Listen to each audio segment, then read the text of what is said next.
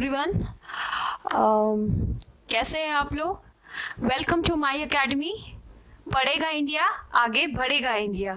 Now पिछली कुछ classes में हमने प्रेसिडेंट और गवर्नर के बारे में डिस्कस किया था। सो आई होप आपने उसको प्रॉपरली रिवाइज किया हो और आपने कुछ स्टैंडर्ड सोर्सेज से भी उनको पढ़ने की कोशिश की हो। So if you have any doubts and queries, आप मुझे कमेंट्स में नीचे लिख सकते हो यूट्यूब चैनल पे जाके, और अदरवाइज आप क्वेश्चन लीव कर सकते हो एंड मैं उन क्वेश्चंस को नेक्स्ट क्लास के अंदर डिस्कस करूँगी। सो अभी हम आज दूसरा टॉपिक शुरू करते हैं जिसका नाम है वाइस प्रेसिडेंट। मैंने पिछली कुछ क्लासेस के अंदर एक यूपीएससी का सिलेबस डिस्कस किया था कि GS1 में क्या आता है, प्रीलिम्स में क्या आता है, मेंस में क्या आता है, एंड देन इंटरव्यू में कैसे क्या क्वेश्चंस पूछने के चांसेस रहते हैं, इनका प्रोसेस क्या होता है। सो आई विल सजेस्ट यू कि आप वो वीडियो एक बार देखिए, और मैं आपको एक और सजेशन दूंगी कि आप प्रिपरेशन वाले फेज में हो। So go to the link upsc.gov.in। वहाँ पे आपको प्रॉपर सिलेबस के बारे में और प्रॉपर क्या ऑप्शनल, कितने ऑप्शनल होते हैं, कैसे पेपर का पैटर्न होता है, आपको पता चलेगा। एंड साइमल्टेनियसली जो भी आपका टॉपिक कंप्लीट होता है आप उसको पढ़िए। उसको पढ़ने के बाद आप अपने खुद के नोट्स ब्रीफली बना सकते हैं। उसके बाद उनको स्टैंडर्ड बुक से पढ़िए, और उसके बाद ये देखिए कि प्रीवियस ईयर क्वेश्चन पेपर में यूपीएससी ने उस टॉपिक से रिलेटेड कैसे क्वेश्चंस पूछे हुए हैं। लेट्स से आपने प्रेसिडेंट पढ़ा और गवर्नर पढ़ा, तो अब ये देखिए कि प्रीवियस ईयर में कैसे क्वेश्चंस पूछे हुए हैं। प्रेसिडेंट की पावर से रिलेटेड, ऑर्डिनेंस से रिलेटेड, अपॉइंटमेंट से रिलेटेड, रिमूवल, इलेक्शन, किस तरीके के क्वेश्चंस पूछे हुए हैं ये आपको देखने की ज़रूरत है। ओके, सो इस तरीके से अगर आप one by one topic cover करेंगे तो आप टॉपिक भी आपके कवर होंगे, साइमल्टेनियसली आपको आइडिया लगने लगेगा कि किस तरीके से क्वेश्चंस फ्रेम होते हैं, किस तरीके से पूछे जाते हैं। वो आपको एक कॉन्फिडेंस देगा कि आपने टॉपिक भी कवर किया एंड साइमल्टेनियसली आप उन क्वेश्चंस, उस टॉपिक से रिलेटेड क्वेश्चंस को भी सॉल्व करने में सक्षम हैं। सो एंड आप मार्क्स की बिल्कुल टेंशन मत लीजिए कि मार्क्स अभी कम आ रहे हैं। This is own just a beginning. जैसे जैसे आप धीरे धीरे पार करेंगे, सब्जेक्ट्स पार करेंगे और धीरे धीरे आगे पढ़ेंगे, आपको अपने आप आइडिया लगने लगेगा कि क्वेश्चन कैसे सॉल्व करने हैं। एक बार आपने जब क्वेश्चन सॉल्व करने लग गए, आप उस माइंड सेट में आ गए, उस फ्रेमवर्क में आ गए, तब आप में क्यूरियोसिटी जगेगी कि इस टॉपिक से और प्रेजेंट इश्यूज जो है, करंट अफेयर्स चल रहे हैं, उनको कैसे लिंकेजेस दी जा सकती है। इस तरीके से आप उनको आगे पढ़ सकते हैं। सो आज हम अपना टॉपिक नेक्स्ट चालू करते हैं। हम एग्जीक्यूटिव पढ़ रहे थे, हमने प्रेसिडेंट कवर किया और गवर्नर कवर किया स्टेट लेवल पे, ठीक है। Now vice president. Vice president is also part of executive. Now vice president is the second highest office. It is the second highest office after the president. Rank next to the president इसकी rank होती है। Then its rank is next to the president.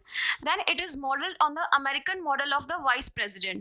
ठीक है, हमने वैसे model लिया, America से ही लिया था, and it is based on this model. Now इसका इलेक्शन कैसे होता है? It's election method of elections are indirect. हमने प्रेसिडेंट का भी देखा था कि प्रेसिडेंट का भी इनडायरेक्ट होता है। हमने कॉलेजियल जो बनाया था, इलेक्टोरल कॉलेज ऑफ कौन कौन से मेंबर्स होते हैं। I will suggest you again कि प्लीज पुरानी स्लाइड्स पढ़िए, उसके अंदर आपको पूरा डिस्क्रिप्शन दे रखा है। Now it's method of an indirect elections, जिसमें होते हैं members of N electoral college consisting of members of both the houses of the parliament.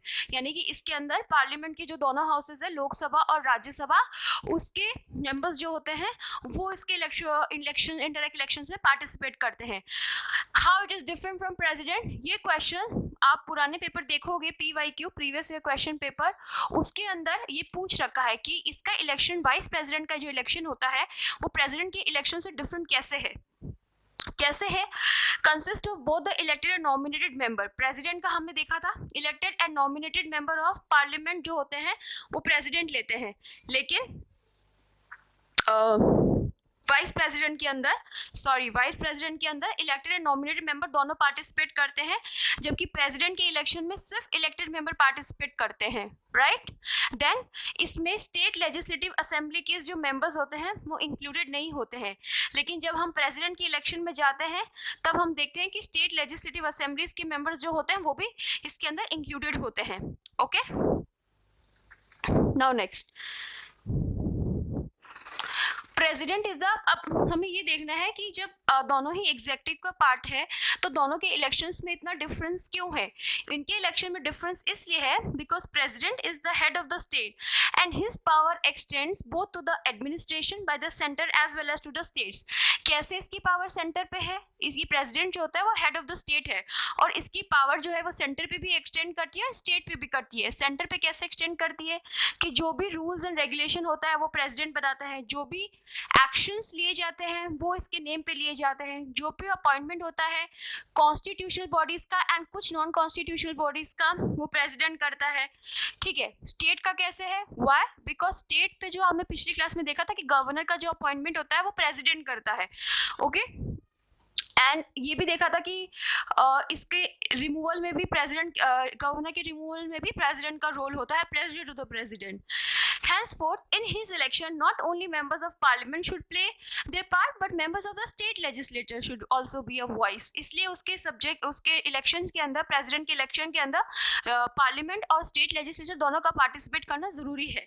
लेकिन जब वाइस प्रेसिडेंट पे आते हैं, when it comes to vice president, his nominal functions are to preside over the council of minister. जब state wise president की बात करते हैं तो इसका मेनली फंक्शन होता है कि काउंसिल ऑफ स्टेट को प्रिसाइड करना, यानी कि राज्यसभा का हेड होता है तो उसको प्रिसाइड करना होता है। तो उसके लिए हमें लेजिस्लेटिव असेंबलीज या लेजिस्लेचर का कोई रोल नहीं होता है, तो हमें उनको लाने की कोई जरूरत नहीं है। क्लियर? तो ये क्वेश्चन आपको कई बार प्रीलिम्स के अंदर स्टेटमेंट वाइज के अंदर पूछ सकते हैं, या फिर आपको मेंस के अंदर एक शॉर्ट नोट लिखने के लिए दिया जा सकता है, but I don't think so ऐसा कभी पूछा जा सकता है, but it's very unpredictable, but you have to be prepare for uncertainty. आप वो प्रीलिम्स के अंदर ये स्टेटमेंट वाइज के अंदर ये क्वेश्चन पूछा जा सकता है। No, what are the eligibility? I'm really sorry, आपको visible होगा नहीं। These are the eligibility. What are the eligibility of the vice president? He should be a citizen of India. He should have completed 35 years of age. उसने 35 साल की as complete की हो। He should be qualified for election as a member of Rajya Sabha. Rajya Sabha का जो भी member के लिए जरूरत होता है वो उसकी क्वालिफिकेशंस होनी चाहिए। ओके, राज्यसभा के मेंबर्स की क्या क्वालिफिकेशंस होती है ये हम जब पार्लियामेंट का चैप्टर पढ़ेंगे तब हम डिस्कस करेंगे, और इस पॉइंट का हम रिविजन तब करेंगे। Fine. He should not hold any office of profit under the union government or any state government or any other local authority or any other public authority. ये ऑफिस ऑफ प्रॉफिट होल्ड नहीं करना चाहिए कोई भी government body के अंदर, कोई भी लोकल अथॉरिटी के अंदर। तो ये जो क्वालिफिकेशंस होती है, these are the qualification of vice president. I hope you are clear. आप चाहो तो इसको नोट डाउन कर सकते हो, चाहो तो आप इनको नोट्स मेकिंग के अंदर शॉर्ट नोट्स बना के लिख सकते हो।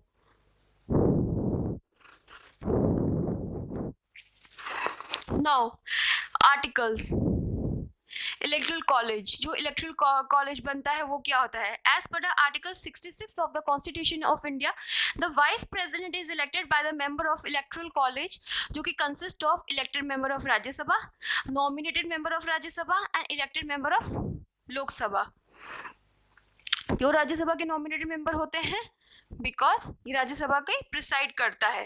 तो ये एक प्रीलिम्स का पॉइंट इंपॉर्टेंट बन जाता है प्रीलिम्स पर्सपेक्टिव से। तो ये एक स्टेटमेंट वाइज दिया जा सकता है, elections of president and vice president का डिफरेंस एंड द इसकी क्वालिफिकेशंस।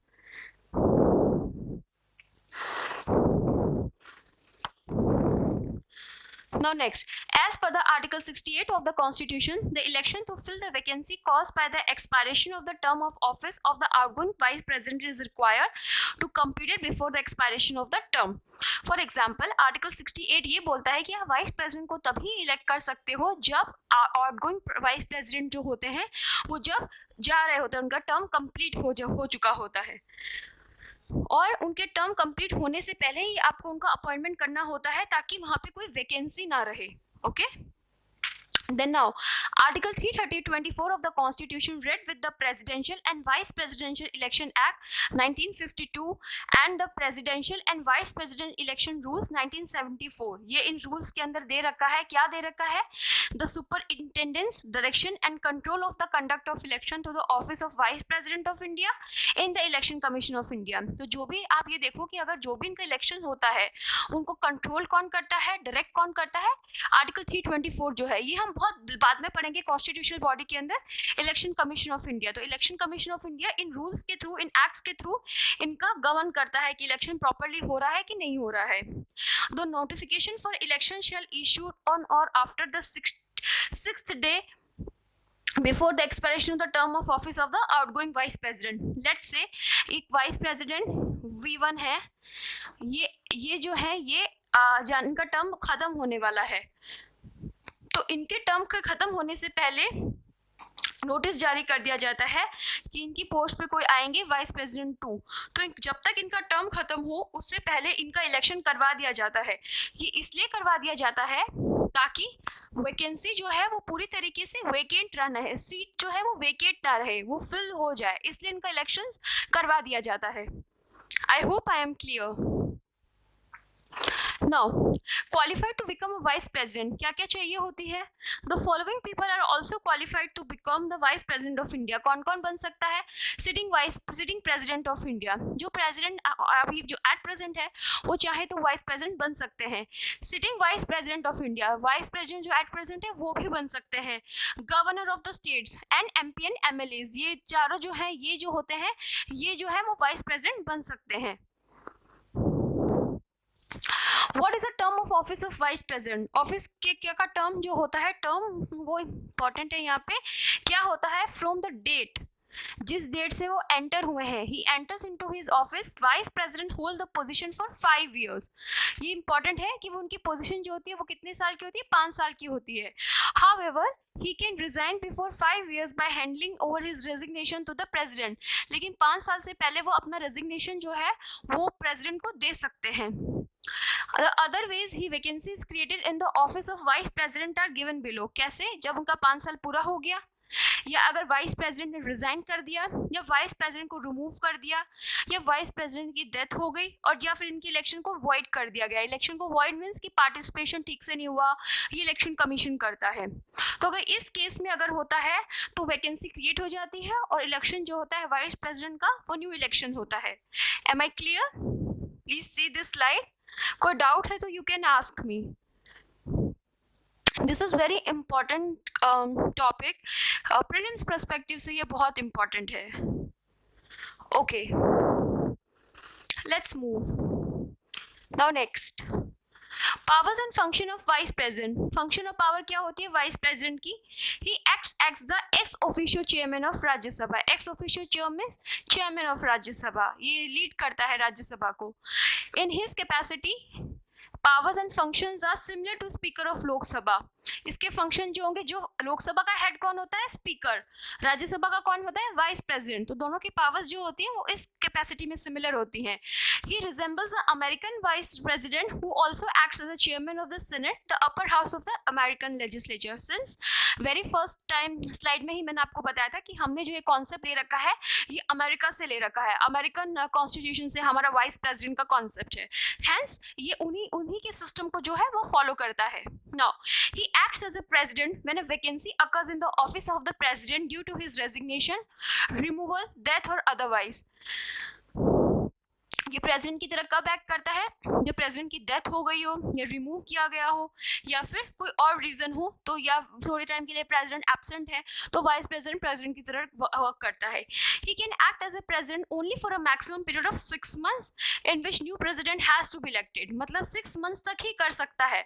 6 months तक के बाद तो इलेक्शन होना ही जरूरी है, क्योंकि प्रेसिडेंट की जो पोस्ट होती है वो ऐसा नहीं है कि प्रेसिडेंट की खाली हो गई तो डायरेक्टली वाइस प्रेसिडेंट को बना दिया जाएगा। 6 months तक ही रहता है, उसके बाद इलेक्शन इज कंपल्सरी। इलेक्शन होगा, जो कि प्रेसिडेंट का इलेक्शन जिस तरीके से होता है इलेक्टोरल कॉलेज बन के, वो होगा उसका इलेक्शन।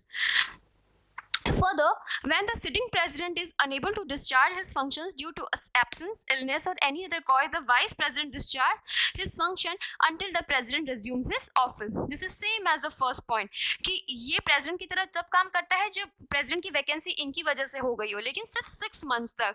लेकिन अगर let's say जो present sitting president है, जो sitting president let's say अगर वो अपनी इलनेस की वजह से या एब्सेंस रहता है या कोई और रीजन की वजह से अगर नहीं एक्ट कर पाता है तो वाइस प्रेसिडेंट जो होता है उस कैपेसिटी के अंदर प्रेसिडेंट की तरह काम करता है. I hope I am clear. Now the election of the person as a vice president cannot be challenged on the ground that the electoral college was incomplete, that is existence of any vacancy among the member of electoral college. ये नहीं कह सकता कि electoral college जो है वो incomplete है. इस तरीके से आपका कभी भी इसको चैलेंज नहीं किया जा सकता. ये सिमिलरली हमने प्रेसिडेंट के केस में भी देखा था कि इसको इस तरीके से चैलेंज कोर्ट के अंदर नहीं किया जा सकता है. If the election of a person as a vice president is declared void by the Supreme Court, acts done by him before the date of such declaration of the Supreme Court are not invalidated. That is, they continue to remain in forces.